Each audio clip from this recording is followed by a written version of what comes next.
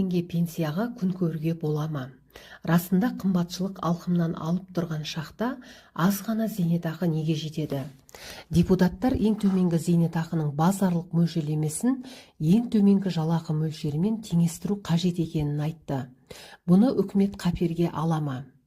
Тақырып қызықтырса, видеоны қарап шығыңыз. Достар, арнамызға жазылуды ұмытпаңыздар.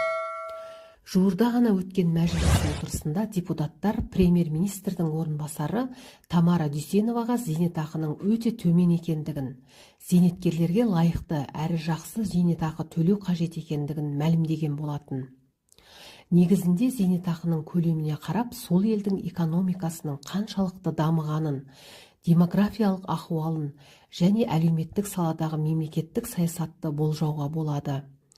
Қарапайым халықтың әл-ауқаты қаншалықты жақсарып жатқаны мемлекеттік жәрдемақылар мөлшері